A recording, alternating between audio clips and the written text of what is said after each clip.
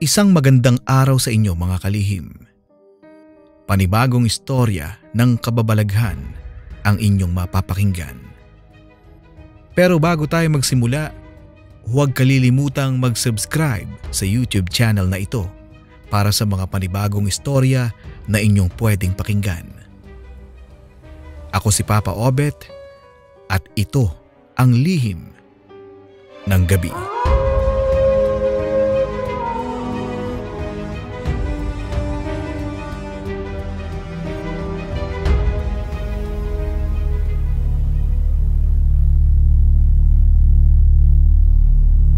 Magandang araw po sa inyo, Papa Obet. Magpapakilala na lang po ako sa pangalang Tessa. Hindi ko na lang ipapakilala ng husto ang aking sarili sa istoryang ito, pero detalyado kong isasalaysay ang buong pangyayari sa panahong iyon. Taong 1987, buwan ng Oktubre, nangyari ang pangyayaring naituring kong pinaka nakakakilabot na karanasan sa tanang buhay ko. Sa probinsya kami nakatira noon at buhat sa mga panahong iyan, kakaunti pa lang talaga ang mga tao, hindi katulad ngayon na siksika na. May kapitbahay kami na sobrang malapit sa amin at magkatapat lang din kami ng bahay. Mga iilang metro lamang ang pagitan. Kaso, nang makapag-asawa ang anak niyang babae sa ibang lugar, lumipat na rin silang buong pamilya.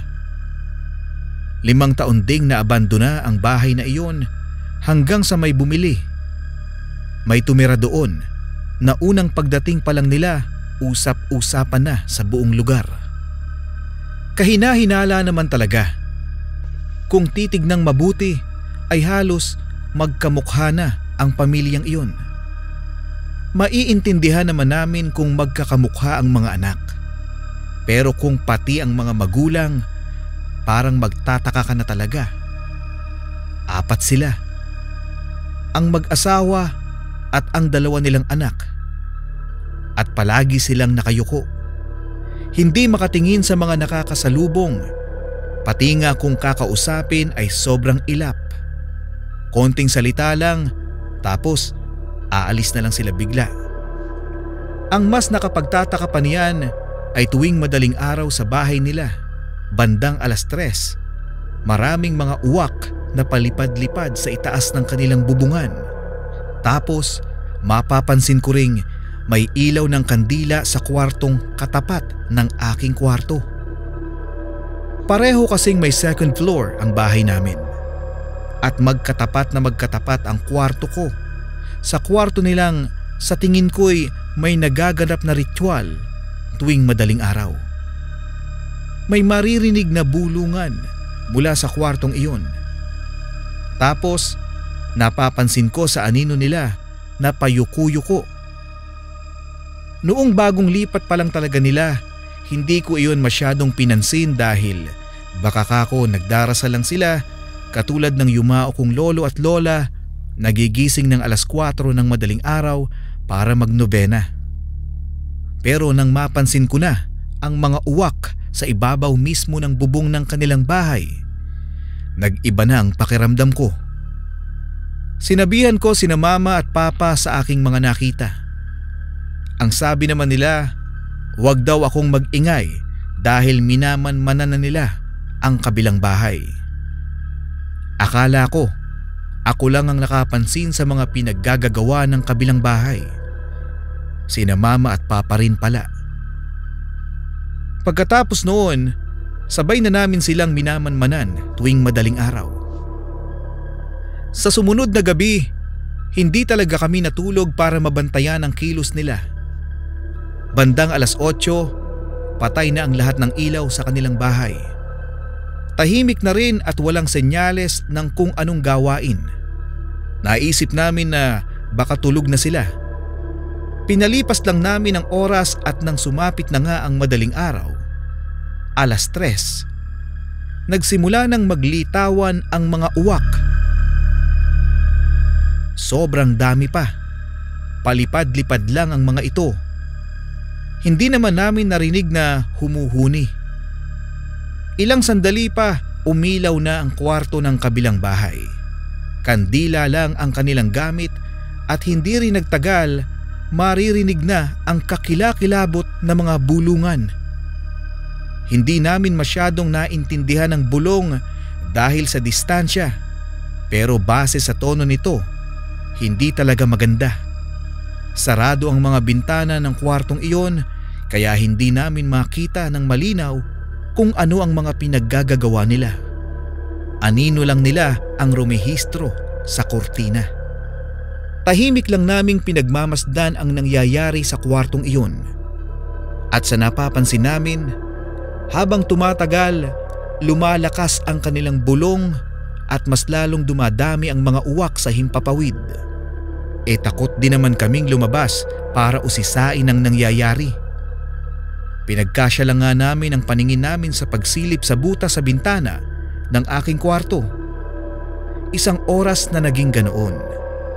At pagsapit ng 4:00, namatay na lang bigla ang ilaw sa kwarto nila. Nawala ang uwak at bumalik sa tahimik ang lahat-lahat. Kinabukasan, hindi na talaga mapigilan ni Papa na magtanong sa iba pang mga kapitbahay. Kung napansin din ba nila ang napapansin namin tuwing madaling araw.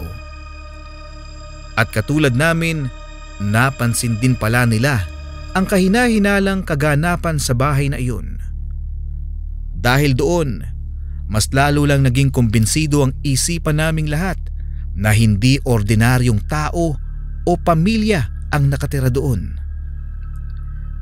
Sabi pa ng isa sa kapitbahay namin, baka raw aswang sila.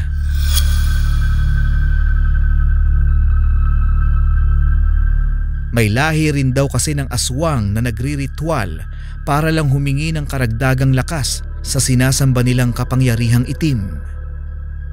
Para makumpleto ang ritual at mas maging epektibo, kailangan daw ng alay. Sa sinabing ito ng kapitbahay namin, natakot ang lahat. Dahil baka nagsimula na ang mga iyon na mambiktima rito sa amin para lang may maialay sa ginagawa nilang ritual. Pero wala naman kaming nabalita ang may pinatay na tao sa lugar. Samot-saring kuro-kuro na rin ang kumakalat dahil lang sa pamilyang iyon. Iniiwasan na nga ng karamihan ang mapadaan sa mismong bahay na iyon. Sa sumunod na gabi, hindi lang kami ni na Papa at Mama ang nagmasid sa bahay na iyon. Pati na ang iba pa naming mga kapitbahay. Pero sa gabing iyon, nakumpirma naming lahat na aswang talaga sila. Lalo pa at mismong mga mata na ang nakasaksi sa pag-iibang anyo nila. Bandang 10:00, lumabas ang 2 anak na lalaki ng pamilyang iyon. Palingon-lingon sila sa paligid at nang walang napansing nakatingin sa kanila, lumakad sila palayo. At habang naglalakad sila, bigla na lang naging aso pagkatapos ay mabilis na tumakbo at nawala. Makalipas naman ng halos 1 oras, bumalik ang 2. Anyong aso pa at may kagat-kagat na kambing. Tig-isa sila. Pagdating ng 2 sa mismong pinto ng bahay, isang kurap lang ay naging tao agad. Kasyual lang ding pumasok ng bahay na para bang wala lang. Bukas ang ilaw sa kanilang kusina at mukhang may kung ano silang pinaggagawa roon. Pagkatapos ay namatay ang ilaw at natahimik ang bahay. Matyaga lang po talaga kaming naghintay dahil sa kagustuhang malaman ang nangyayari sa bahay na iyon. Nang sumapit ang bandang 3:00 ng madaling araw, nagsimula ulit ang kanilang mga gawain. May nakasindi ng kandila sa kwarto at ilang sandali pa'y maririnig ang mga bulong at nagsisilitawan ulit ang mga uwak. Sa mga sandaling iyon, sobrang dami na ng uwak. Mas marami pa kumpara sa mga nagdaang araw. Para na ring ipo-ipo na paikot-ikot at palipad-lipad sa hangin. At sa sandaling iyon, humuhuni na ito. Humuhuni ng sobrang lakas. Mas lumakas din ang bulong na nanggaling sa bahay na iyon at ang mga uwak ay dumadapo sa kung saan-saan. Sa bubong ng mga kapitbahay, sa mga puno, sa mga bakod. At ang mas halos ikamatay ni Papa sa gulat ay ang biglaang pagdapo ng isang uwak sa kung saan siya nakasilip. Matanda na si Papa noon at mahina na ang puso. Mabuti na lang at hindi inatake. Napilitan kaming lumayo sa bintanang sinilipan namin dahil tinutuka na iyon ng uwak. Gawa lang sa kahoy ang bahay namin at medyo marupok na. Saktong nakalabas kami ng kwarto ko. Nabutasan ng uwak ang bintana. Napansin pa namin itong pumasok at umalis din naman pagkalipas lamang ng ilang segundo. Sa isip-isip namin, siguro nalaman nilang nakatingin kami. Lumipat kami sa ibang bahagi ng bahay kung saan makikita pa rin namin ang kwartong pinagriritualan nila. Nakasilip na sa bintana ng kwartong iyon ang mag-asawa at parang kinakausap ang mga uwak. Pagkatapos noon, natigil bigla ang kanilang ginagawa kahit wala pa namang isang oras. At sa pagtigil na iyon, nawala ang mga uwak at natahimik na ang buong paligid. Naging sentro ulit ng usapan ng mga taga sa amin ang nangyaring iyon. At mas lalo pa kaming naghinala dahil nawala ang pamilya. Wala ng tao sa bahay nila. Wala ng mga gamit. At masasabing umalis na nga sila. Nakita pa namin ang mga bakas ng pinaggagawa nila. Nagri-ritual nga sila. Nangangamoy na ang buong bahay sa dami ng nakatambak na bangkay ng mga hayop katulad na lamang ng kambing, baboy at manok. Yung kwarto naman kung saan sila nagri-ritual, sobrang linis at walang makikitang kung ano maliban sa mga patak-patak ng dugo sa sahig. At bukod sa mga iyon, wala na kaming iba pang nakita. Sa sumunod na gabi, akala namin matatahimik na kami dahil sa pagkawala ng pamilyang iyon. Hindi pala. Nagsilitawan pa rin ang mga uwak at umatake sa mga bahay-bahay.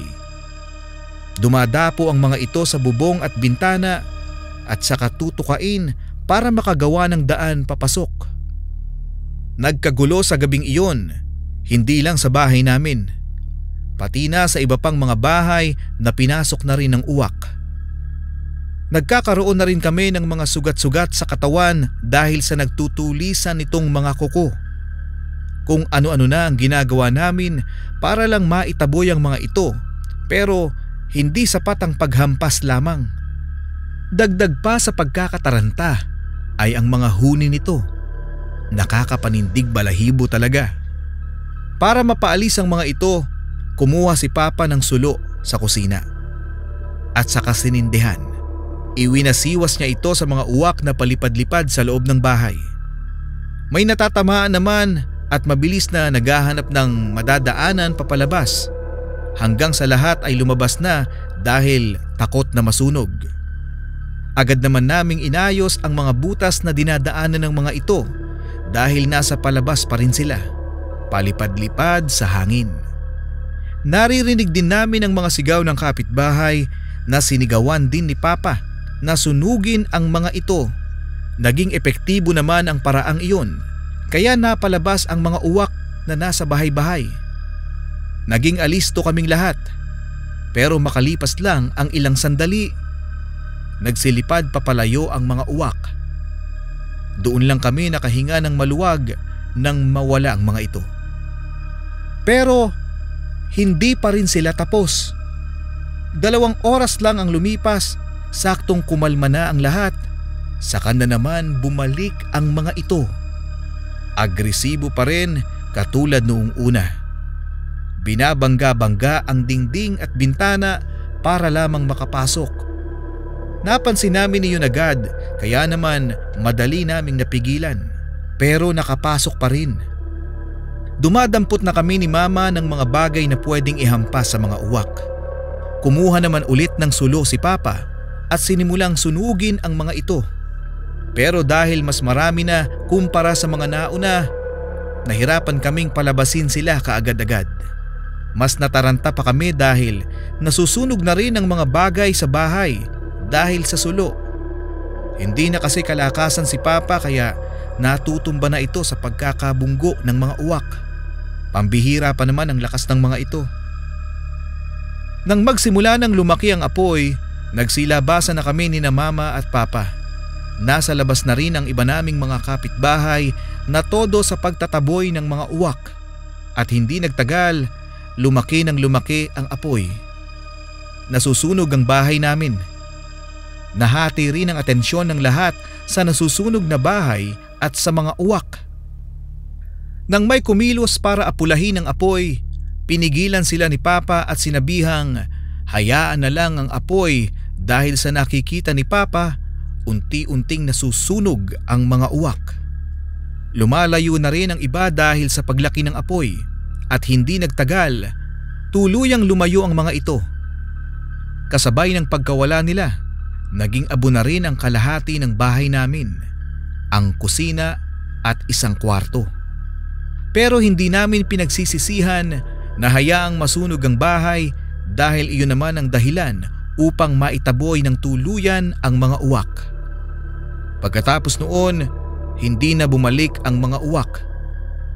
Sa paglipas ng mga araw, alisto pa rin ang lahat dahil nangangamba na baka lumitaw na lang bigla ang mga uwak. Pero sa kabutihang palad naman ay hindi na nagbalik ang mga ito. Hindi na rin namin nabalitaan kahit kailan paman ang pamilyang aswang na iyon. At dyan po natatapos ang ating istorya. Maraming salamat po sa inyong pakikinig.